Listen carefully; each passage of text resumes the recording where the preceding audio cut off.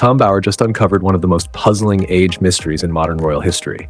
In his words, the Meghan the world met, the sparkling Hollywood actress turned Duchess, wasn't quite the same woman the records hinted at. Somewhere between Los Angeles and London, the years didn't add up. And when Meghan's own father, Thomas Markle, began speaking about his daughter's early life, the picture grew even stranger. This wasn't gossip, it wasn't online chatter. It was the uncomfortable truth, emerging from people who actually knew her. From a father who raised her, to journalists who traced her paper trail. Because if these documents are right, Meghan Markle isn't 44, she might actually be several years older than the world was told. And if that's true, then everything about her royal journey changes. When most fathers talk about their daughters, there's warmth in their words. But when Thomas Markle talks about Meghan, there's something heavier, like a man trying to correct history before it's too late. He recalls a childhood filled with theater, ambition, and determination. Yet when Meghan became famous, he noticed something didn't match.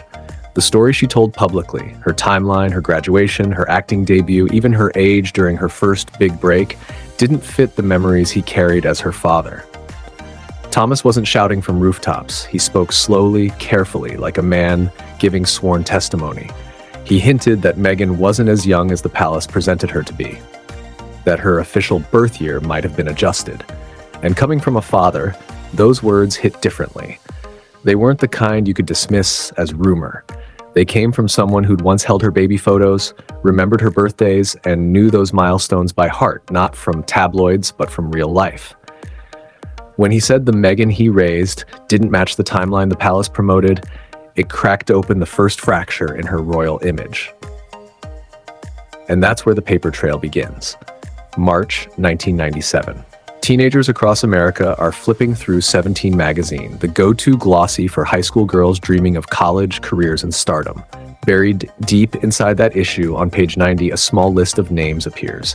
One of them reads, Meghan Markle, age 21. At first it seems like nothing, just another entry in a list of aspiring faces.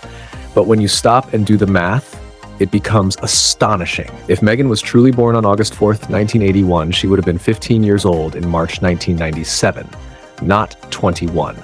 That's a 6-year difference. Not a typo, not a rounding error. A full 6-year gap between the official record and what was printed in a nationally distributed magazine. And this isn't an online rumor. This is ink on paper, published, sold, and archived decades before Meghan ever became a Duchess. You can still flip to that page today, and the number is there, staring back. If that magazine was right, then the foundation of her story, her schooling, her Hollywood timeline, her fresh-faced actress image, all shift by years. It would mean Meghan wasn't a 20-something chasing her dream when she began acting. She was closer to 30. A woman already rewriting her place in an industry obsessed with youth. The mystery deepens, because if the 17 record is true, then the Meghan we've seen in headlines might be 6 years older than the palace, the press, and even her own biography claim. And here's where things twist even deeper.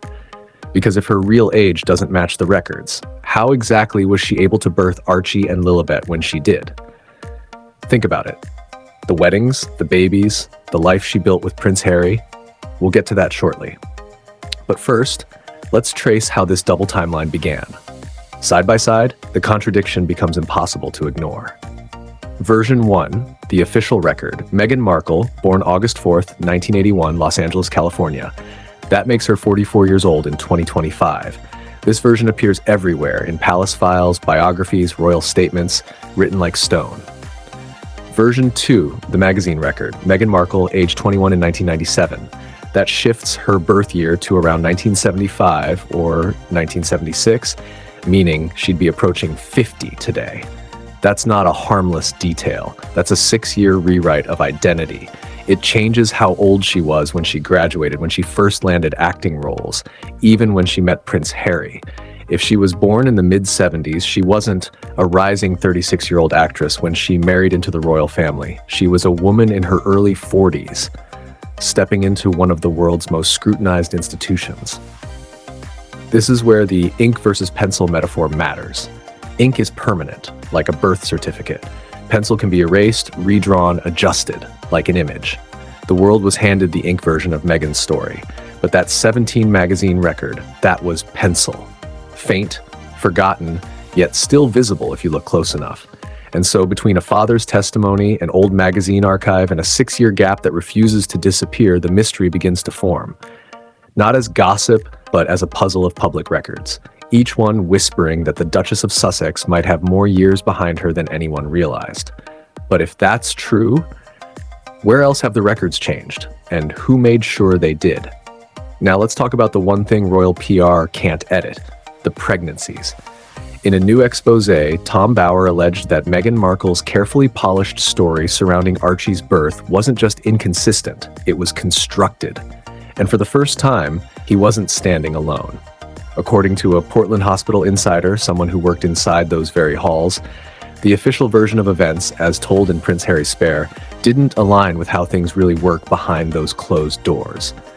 Harry's book painted a cinematic picture: 2 epidurals, a serene environment, a quick recovery, the couple leaving within 2 hours to return to Frogmore Cottage. It sounded calm, controlled, perfect. But anyone familiar with childbirth, especially at private hospitals like Portland, could see the cracks immediately. Because Portland Hospital isn't a spa, it's a medical facility with strict recovery procedures, especially for high-risk mothers. And those 2 epidurals, doctors say that's nearly impossible. Epidurals are continuous, not something you double up like painkillers. So if Harry's account was accurate, then either medical protocol was ignored, or the story was never meant to be medically believable in the first place. What began as a fairy tale birth was about to unravel into something far stranger, a story that no longer fit the royal script. Here's where it gets interesting. Harry's account claims Meghan gave birth, recovered, and was home at Frogmore Cottage within 2 hours. But the drive from Portland Hospital to Frogmore alone takes roughly an hour, sometimes more. That means everything: delivery, recovery, observation, discharge would have had to fit inside a single hour. Add 2 epidurals into that window, and the story collapses completely. Because every woman who's ever received one knows you can't walk, let alone leave immediately after. You wait for the anesthesia to wear off, your vitals to stabilize, your blood pressure to normalize, and that's under ideal conditions. If, as sources claim, Meghan was experiencing high blood pressure or early signs of preeclampsia, she wouldn't have been discharged at all. It's the kind of timeline that belongs in a fairy tale, not in a hospital logbook. And yet it's the version the world was told, sealed, signed, and delivered with royal polish. Some say that's when the narrative stopped being about medicine and started being about management. Every medical record points to one fact: Meghan's pregnancy was geriatric, the clinical term for expectant mothers over 35. That's not an insult, it's a risk classification. It demands tighter monitoring, fewer variables, and full-time medical supervision during labor. So when Harry described birthing balls, candles, and a wellness retreat setup, doctors everywhere blinked in disbelief. That's not how high-risk births are handled. According to the Hospital Insider, Portland doesn't host spa births for high-risk mothers. The setup Harry described, warm lights, water tub, birthing ball, would never have been approved under strict obstetric monitoring. It's not carelessness, it's protocol. And then came the mention of preeclampsia, one of the most dangerous complications a mother can face.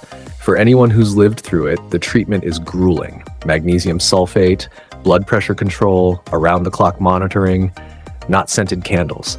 So if Meghan truly suffered from that condition, her reported 2-hour turnaround from delivery to discharge isn't just improbable, it's medically impossible. By the end of this trail, the pattern becomes undeniable. Every version of Archie's birth, from the epidurals to the candles, the secret elevator to the 2-hour homecoming, feels less like truth and more like theater.